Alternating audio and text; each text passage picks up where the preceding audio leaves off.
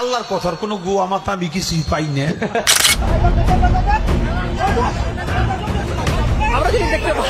আমাদের যে outer stadium বিজয়মালার মাঠের ভিতরে কিছু পালিয়ে থাকা কিছু বয়াতি এরা লাঠি দিয়ে আমাদের ছেলেদেরকে বেধড়ক পিটুনি দিয়েছে এবং তারা সেখান থেকে ইটপাট খেলে নিক্ষেপ করেছে।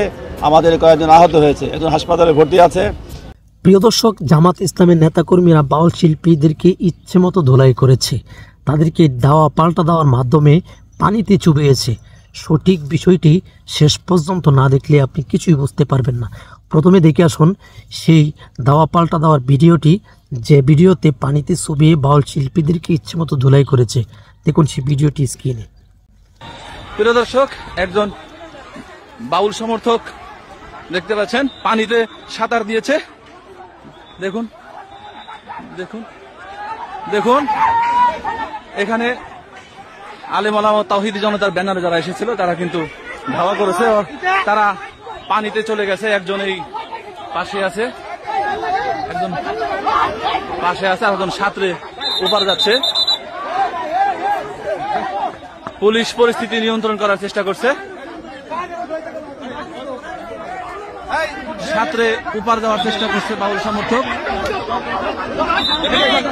আরেকজন এখনো পাশে আছে,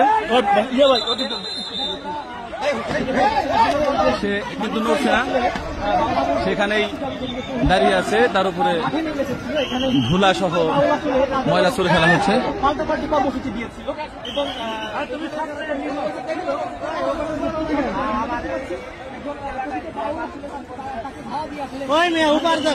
দর্শক, আপনারা শেষ পর্যন্ত দেখার পর আপনাদের কাছে কোনোভাবে কি মনে হয়েছে যারা অতর্কিতভাবে হামলা করেছে বা যারা পাল্টা দেওয়া করেছে সেখানে জামাতের নেতাকর্মীরা ছিল আর জামাতের ব্যানার কি সেখানে ছিল? যদি না থাকে তাহলে শুধু তাওহীদি জনতাদেরকে দেখে জামাত ইসলাম ট্যাগ লাগিয়ে কেন জামাতের জনপ্রিয়তা কমাতে চাচ্ছেন? তবে এই পর্যন্ত দেখার পর আমি কিন্তু তাওহীদি জনতার উপর বেশ ক্ষুব্ধ হয়েছি, যেমনটা সাধারণ মানুষ তাওহীদি জনতার উপর ক্ষুব্ধ হয়েছে, ক্ষোভ প্রকাশ করছে। কিন্তু এই ঘটনার মূল কাহিনী কি সেটা বোঝার জন্য আরও একটি ভিডিও ক্লিপ রয়েছে, সেই ভিডিওটি দেখলে পরিষ্কার হয়ে যাবে আসলে এখানে তাওহীদি জনতা এককভাবে তর্কে জড়িয়ে এই ঘটনা ঘটায়নি, তাদের সঙ্গেও কিন্তু পাল্টা তর্কে জড়িয়েছে সেই বাউল শিল্পীদের ব্যানারে যারা এসেছিল, সেভাবে কিন্তু ঘটনাটা ঘটেছে। দেখুন এই ভিডিওটি দেখার পর আপনার কাছে পরিষ্কার হয়ে যাবে।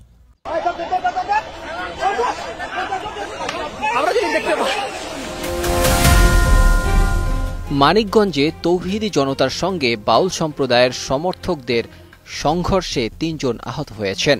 রোববার বেলা ১১টার দিকে পৌরসভার দক্ষিণ সাঁওতা এলাকায় এ ঘটনা ঘটে।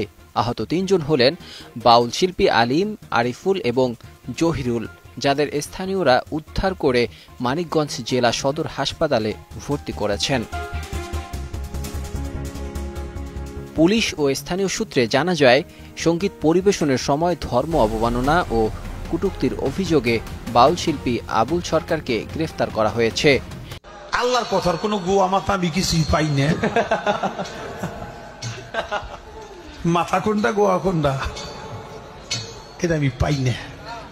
এই বাউল শিল্পীর ফাঁসির দাবিতে সকাল 10টার দিকে মানিকগঞ্জ বাস স্ট্যান্ড এলাকায় তৌহিদি জনতা বিক্ষোভ সমাবেশ করে। বিক্ষোভ শেষে তারা মিছিল নিয়ে দক্ষিণ সাঁওতা এলাকার শহীদ স্মৃতিস্তম্ভের সামনে গিয়ে সমবেত হয় এবং পরে জেলা প্রশাসক বরাবর স্মারকলিপি জমা দেন। আসলে আমরা অত্যন্ত মর্মাহত, অত্যন্ত ব্যথিত যে আল্লাহকে গালি দিয়ে আল্লাহর সাথে বিরুদ্ধাচরণ করেও বাংলাদেশের মুসলমানের দেশে এরপরও তারা আবার মাঠে নামে, আবার মানববন্ধন করতে চায়, আবার আমাদের চামড়া উঠিয়ে দিতে চায়, আবার পুলিশ প্রশাসনের বিরুদ্ধে তারা কথাবার্তা বলে, তার ওসির চামড়া উঠিয়ে দিবে, তার অমুকের চামড়া উঠিয়ে দিবে। অন্যদিকে আবুল সরকারের মুক্তির দাবিতে একই সময় প্রেস ক্লাব চত্বরে মানববন্ধনের প্রস্তুতি নিচ্ছিলেন বাউল সম্প্রদায়ের কয়েকজন ব্যক্তি। তারা মানববন্ধনের ব্যানার ফেস্টুন সাজানোর সময় তৌহিদি জনতার মিছিলের অংশগ্রহণকারীদের একটি অংশ সেখানে পৌঁছে তাদের সঙ্গে বাকবিতণ্ডায় জড়িয়ে পড়ে। এক পর্যায়ে পরিস্থিতি উত্তপ্ত হলে বিক্ষোভকারীরা বাউল সম্প্রদায়কে ধাওয়া করে এবং হামলা চালায়। এতে আলিম ও আরিফুল ও জহিরুল আহত হন। ঘটনার সময় বাউল সমর্থকদের তরফ থেকেও পাল্টা প্রতিরোধের চেষ্টা করা হয়, যাতে তৌহিদি জনতার একজন আহত হয়েছেন বলে অনানুষ্ঠানিকভাবে। প্রিয় দর্শক, শেষ পর্যন্ত দেখে কি আদৌ মনে হচ্ছে এখানে জামাতের ব্যানারে বা জামাতের নেতাকর্মীরা কিছু ঘটিয়েছে? যদি জামাতের নেতাকর্মীরা এই ধরনের ঘটনা না ঘটায়, তারপরও আমরা কিছু লোকজন জামাতের উপরে এই ট্যাগ বসানোর চেষ্টা করি যে জামাতেই ঘটিয়েছে, এটা কি আদৌ ঠিক হলো? আর এভাবে তাদের বিরুদ্ধে মিথ্যা প্ররোচনা লাগিয়ে তাদের জনপ্রিয়তা কি আদৌ কমানো সম্ভব হবে? যাই হোক, আল্লাহ তাআলা আমাদেরকে এই ধরনের প্রতিহিংসামূলক কথাবার্তা থেকে হেফাজত করুক এবং মানিকগঞ্জে যে অপ্রীতিকর ঘটনা ঘটেছে, এই ধরনের ঘটনা আমরা বাংলাদেশে আর দেখতে চাই না। এই ধরনের পরিস্থিতি থেকে আল্লাহ তাআলা আমাদেরকে হেফাজত করুক। আমিন।